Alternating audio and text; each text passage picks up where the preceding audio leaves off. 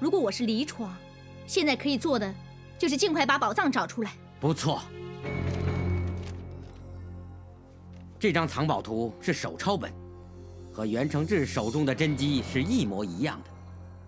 所以我们要比他快一步，研究出那个宝藏到底藏在哪里。这个宝藏关键一定是在这首诗里。到底这首诗想说什么呢？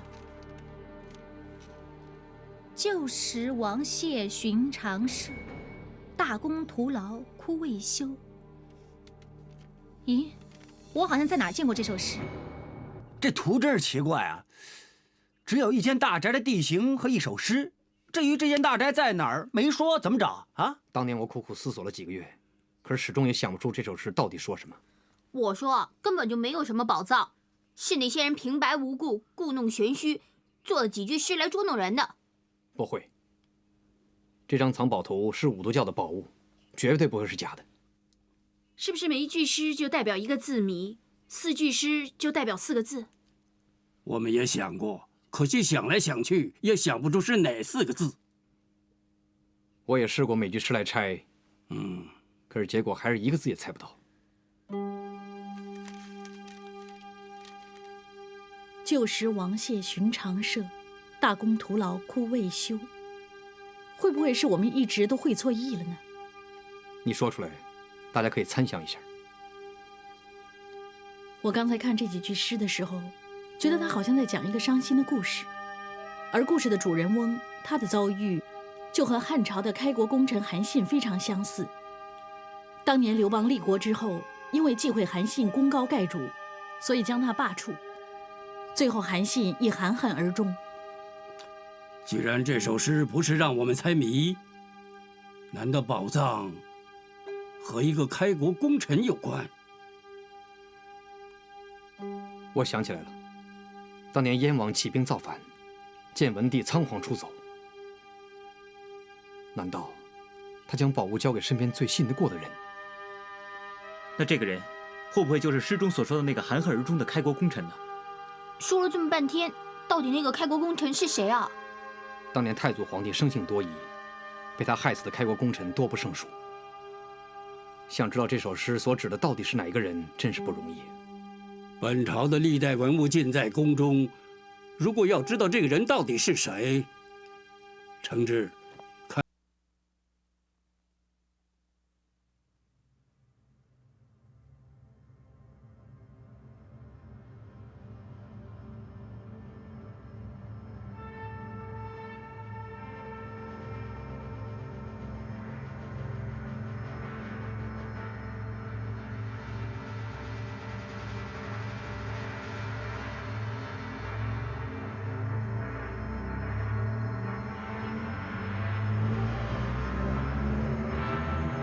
都不肯罢休。这幅画我要带走，没人可以阻止我。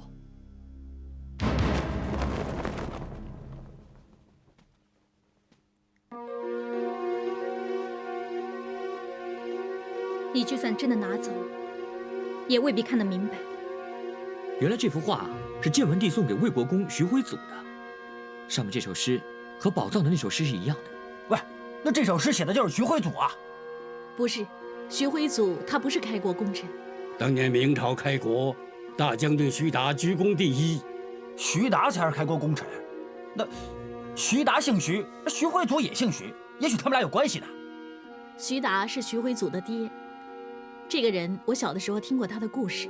徐达和朱元璋可以说是不一之交，朱元璋一直都很敬重他，但朱元璋生性多疑，他唯恐徐达功高盖主，所以借一件小事将他杀害。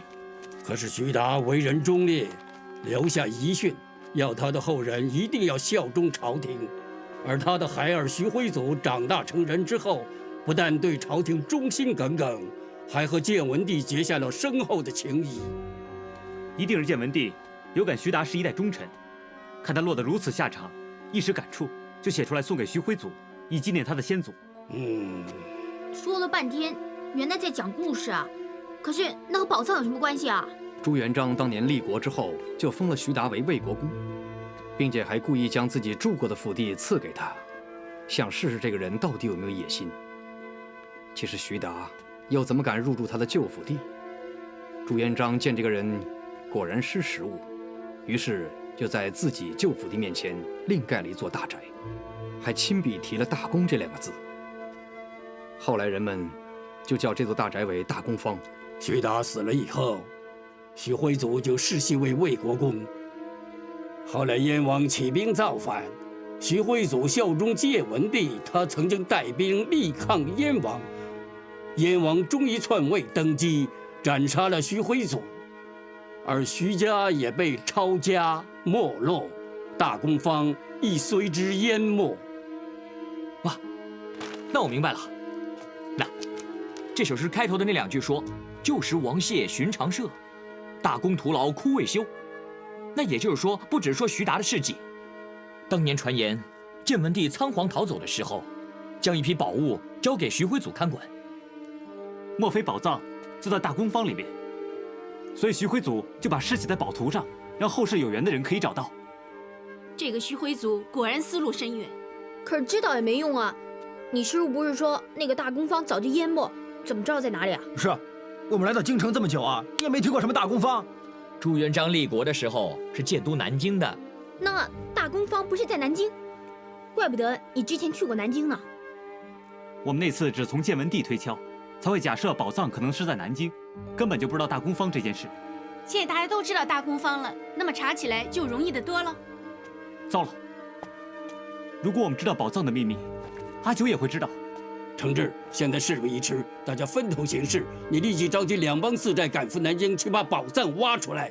为师去回报闯王，将这件事情告诉他。胡兄、铁兄，有劳你们2位留守这里，随时接应。希望阿九和我们一样，也不知道大公坊的遗址在哪里。那我们还有希望会比他快一步。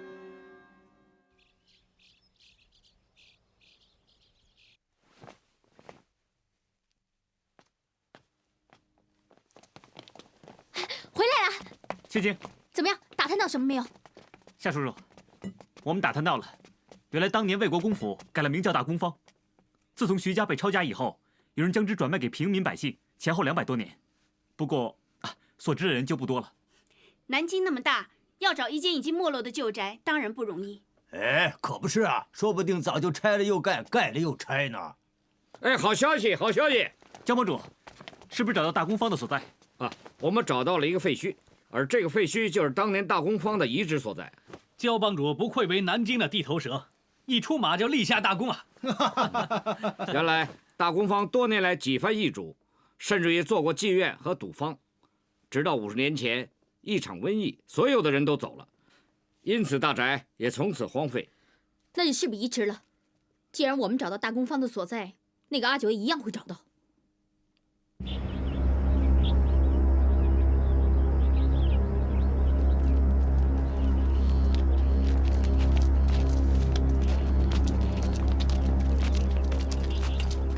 各位，这里就是200年前魏国公府的大公坊。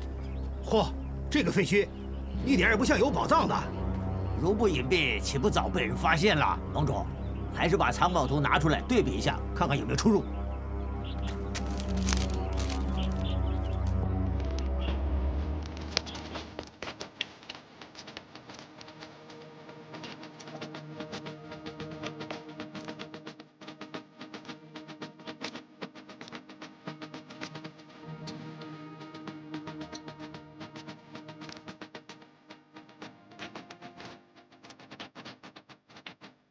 藏宝图画的果然和这里一样，我们没找错地方。这图显示，宝藏就在厨房的地下。啊？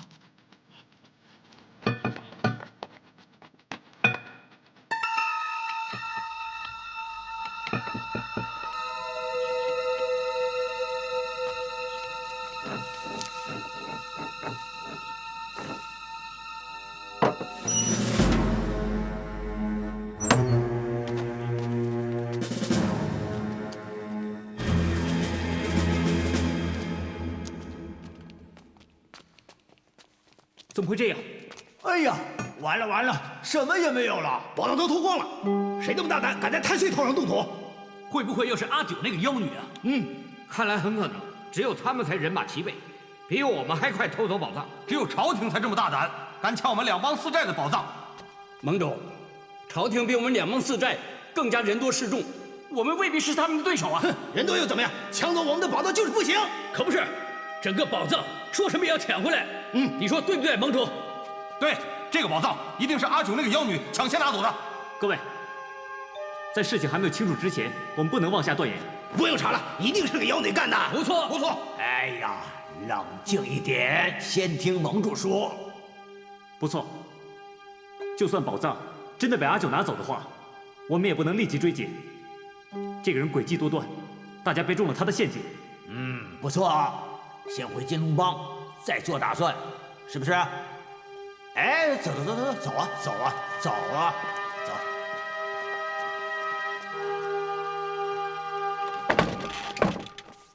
各位啊，刚才在大公坊的地窖，我发现盟主偷偷的收藏一样东西啊！盟主偷偷的收起来，难道那件东西是价值连城？是不是价值连城呢？我李琦就不得而知。不过有一样我可以肯定的就是，盟主有事瞒着我们。莫非他知道宝物的下落？何止知道啊，简直是早就拿走了。真有可能，怪不得，我也觉得他的神色有点怪怪的。哎，那倒不是，这几天我们都在一起，不可能他把宝藏拿走我们不知道。哦，如果他要拿的话，难道还要亲自动手吗？不错，铁罗汉和胡桂南都没跟来，可以派他们暗中行事啊。还有啊，他和那个妖女阿九也可以串谋的。正是利字当头，又有什么干不出来的？是啊，怪不得盟主阻止我们追击那个妖女呢！啊，慢着，如果盟主真和那个妖女串谋的话，那盟主从进宫回来的时候，大可以说什么也没发现，又何必把那幅画带回来呢？这一招呢，就叫做以退为进。他怕我们两帮四寨穷追猛打，所以呢，特地布下此局，让我们相信这个宝藏早已经被人拿走，一来与他没关系，二来一了百了嘛。哎，你说的对呀。可是七爷，那你为什么还阻止我们追劫妖女呢？哎呀，人家既然早有预谋，又怎么能让你追到呢？这也是啊。启禀寨主，属下看见盟主偷偷进了金蛇郎君的房间，商议了一会儿之后，就匆匆的出去了。果然不出七爷所料，原来袁承志那小子，他还有一招。现在才是时候跟踪他，接着我们就可以查个水落石出了。公主，你累了，坐下来歇一会儿吧。我想一个人静一静，你先行回京。我又怎么能放心公主你一个人？有宝物同行不放心。我现在身无长物，还有什么好怕的？但是我真想一个人静一静。那好吧，公主你千万要小心。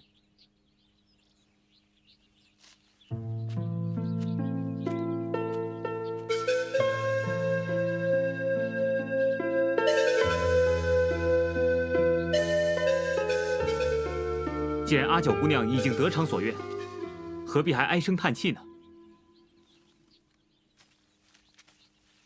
我从南京追来，这条路是回京的必经之路。看来阿九姑娘已经大功告成。你这么说是什么意思？你不要再装模作样了。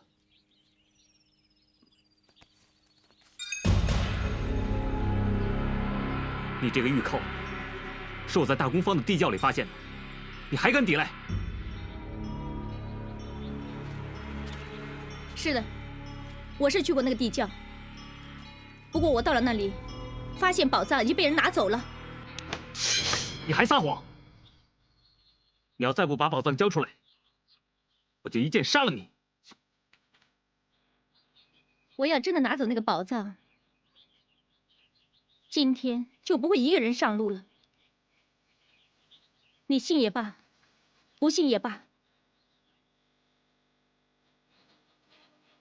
当日我看见了那幅画，知道那个宝藏和魏国公徐达父子大有关联。可惜年事久远，魏国公府早已淹没。我也要翻查历年卷宗，费了很多时日，才查到当年大公方遗址所在。可惜我赶到已经晚了，那宝藏已经被人拿走了。我凭什么信你？我不是让你信我，可是你杀了我，你永远也不知道是谁拿走那个宝藏。到底是谁？这个人，我只是在怀疑。如果我真的说出来，你还会不会杀我？